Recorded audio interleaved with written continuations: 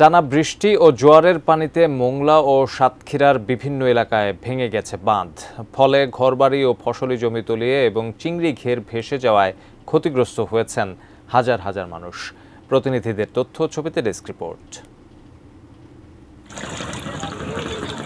মোংলা উপজেলার বুড়িরডাঙ্গা ইউনিয়ন। পূর্ণিমার জোয়ারের পানির তোড়ে বেড়িবাঁধ ভেঙে পশুর নদী সংলগ্ন শেলাবুনিয়া ও বিদ্যারবাহন গ্রাম প্লাবিত হয়ে ভেসে যায় ঘরবাড়ি, ফসলের ক্ষেত এবং 200 থেকে 300 চিংড়ি মাছের ক্ষেত।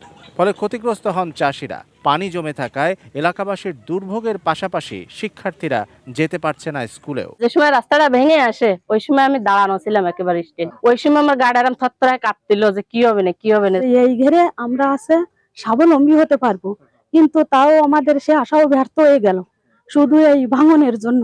উপকূলীয় এলাকায় চিংড়ি চাষই একমাত্র আয়ের পথ। তাই মাছের ঘের ভেসে যাওয়ায় হতাশ ও দুশ্চিন্তায় রয়েছেন মাছ চাষিরা, জানালেন এই মৎস্য কর্মকর্তা। 65% পর্যন্ত বিদ্যুৎ বিল সাশ্রয় করে আপনাকে রাখে প্রশান্তিতে। ওয়ালটন ফ্যান হাওয়া বদলে দেয়।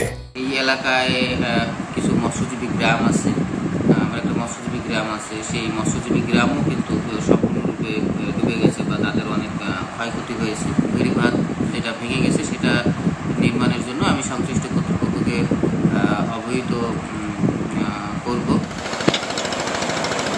এদিকে সাতক্ষীরার বিনের পোতায় বেতনা নদীর ভাঙন 10 দিনের বেশি পেরিয়ে গেলেও এখনো বাঁধ মেরামত সম্ভব হয়নি। ভারী বৃষ্টিতে নদীর পানি বাড়ায় আবারও প্লাবিত হয়েছে লোকালয়, ডুবে গেছে রাস্তাঘাট, বিল ও খাল, ভেসে গেছে হাজার হাজার মাছের ক্ষেত, ফলে নিঃস্ব হাজার হাজার পরিবার। বাঁধটা যে নির্মাণ করা হয় ভালোভাবে সুন্দরভাবে বাঁধে দেওয়া হয়, পানি যাতে না ঢোকে। হাজার হাজার কোটি কোটি টাকা, যেটা আমি হিসাবে করে বলা সম্ভব হবে না।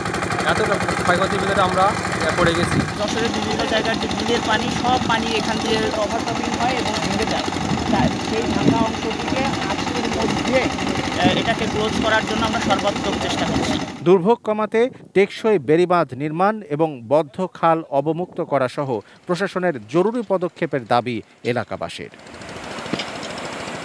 Shamsul Arefin, desk report, ATN news.